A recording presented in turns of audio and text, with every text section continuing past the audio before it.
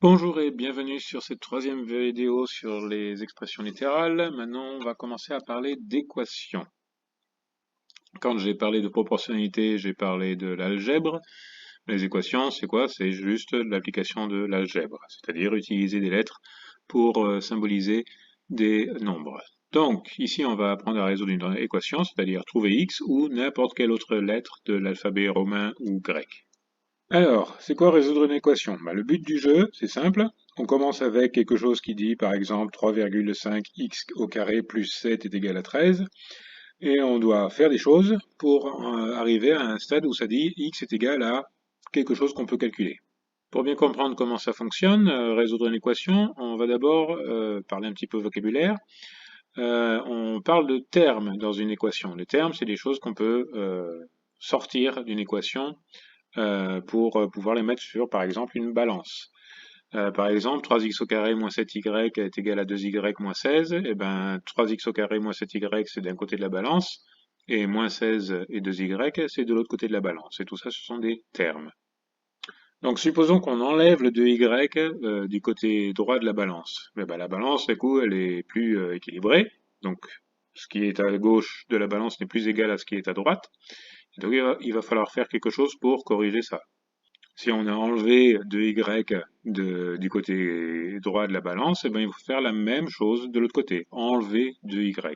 Et enlever en maths, ça se dit moins, soustraction. Donc, pour passer un terme d'un côté à l'autre du signe égal, il faut faire l'inverse de ce que le terme fait. Alors parlons algorithme. Un algorithme, c'est juste une série d'étapes qu'on doit suivre pour faire quelque chose. Ici, pour résoudre une équation. Encore une fois, résoudre une équation, c'est suivre une série d'étapes pour en arriver à x égale quelque chose. Donc, la première étape, c'est identifier la variable pour laquelle on doit résoudre. Ici, on veut résoudre pour x.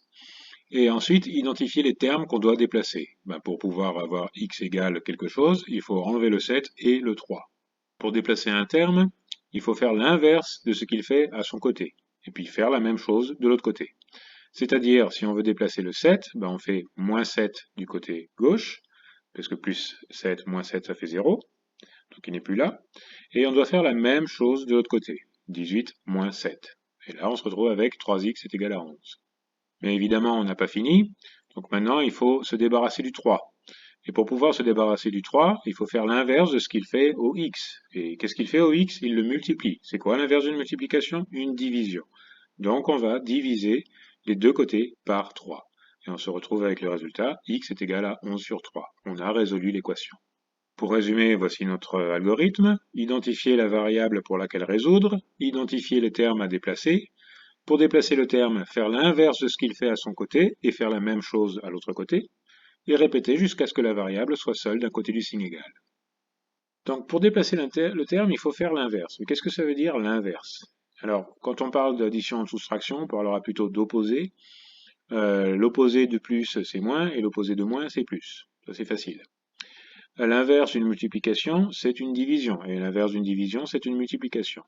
Mais aussi, l'inverse d'une puissance ou d'un exposant, c'est l'exposant 1 sur l'exposant. C'est un petit peu compliqué à comprendre, mais avec mon exemple du carré, l'inverse de la carré, ça va être la racine carrée. Et l'inverse d'une racine carrée, ça va être le carré.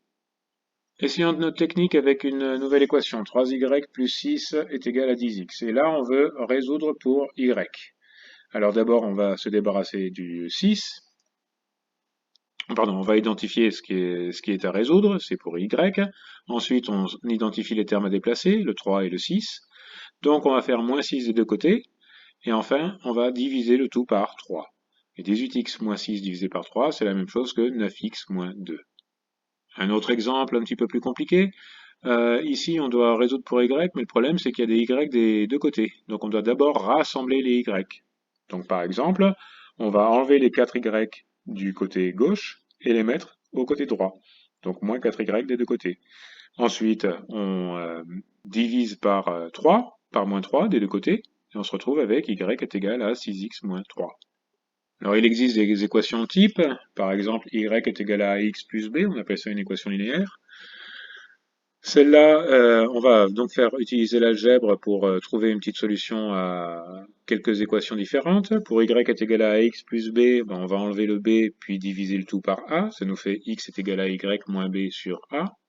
Pour y est égal à ax carré plus b, eh bien on va faire enlever le b des deux côtés, on va diviser tout ça par a. Et pour se débarrasser du carré, on va prendre la racine carrée des deux côtés. Donc la réponse, ce sera, la solution, ce sera x est égal à racine carrée de y moins b sur a. Pareil, si on a y est égal à a racine de x plus b, on enlève le b des deux côtés, on divise le tout par a, et l'inverse, une racine carrée, bah, c'est un carré. Donc on met tout au carré, et x est donc égal à y moins b sur a, le tout au carré. Un petit dernier, pour le cas où la variable pour laquelle on essaie de résoudre l'équation est dans le dénominateur d'une fraction. Donc, on commence comme d'habitude, on enlève le b des deux côtés, mais ensuite on doit passer le x en haut. Donc on va multiplier par x des deux côtés. Et enfin, on doit se débarrasser du terme entre parenthèses y moins b. Donc on va diviser les deux côtés par y moins b. Et on se retrouve avec x est égal à a sur y moins b. Pour résumer, l'algorithme pour résoudre des équations, c'est identifier la variable pour laquelle résoudre, identifier le terme déplacé. Pour déplacer le terme, on fait l'inverse ou l'opposé de ce qu'il fait à son côté, et on fait la même chose de l'autre côté. Et on répète jusqu'à ce que la variable soit seule d'un côté du signe égal. Aujourd'hui, on va programmer la feuille de calcul pour automatiquement résoudre des équations pour x. Donc j'ai recopié les quatre types d'équations qu'on a vues, y est égal à x plus b, y est égal à x carré plus b, etc., etc.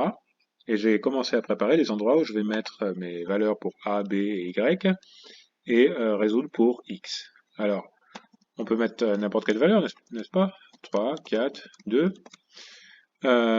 Et pour résoudre pour x, ben, on l'a déjà fait en utilisant l'algorithme. On sait que x doit être égal à y moins b, le tout divisé par a. Donc j'écris égal.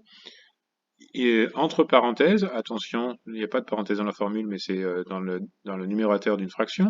Donc entre parenthèses y, donc j'appuie sur cette case, moins b, j'appuie sur cette case, je ferme la parenthèse et je divise par a.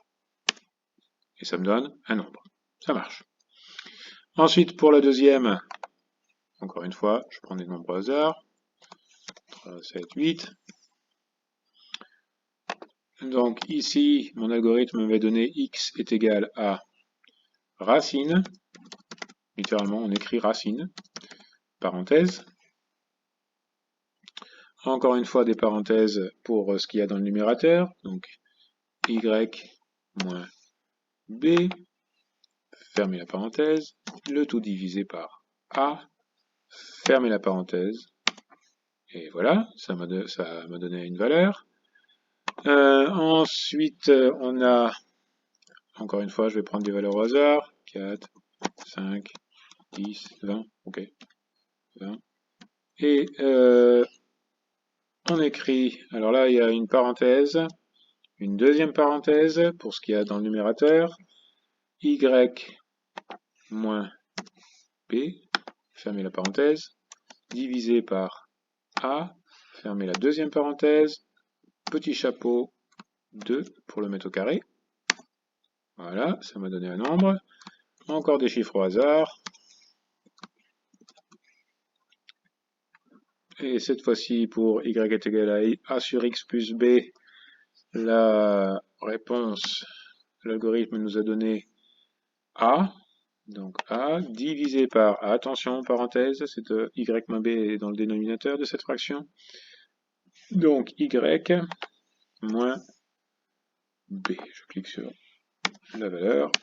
Et voilà, et ça m'a donné un nombre. Donc, la feuille de calcul nous permet de calculer les valeurs pour un grand nombre d'équations. Il suffit juste maintenant de changer A, B et C pour avoir des équations différentes, pour prendre en compte des équations différentes. Oui, évidemment, si j'utilise un G, ça va pas marcher. Ça ne marche qu'avec des nombres. Tout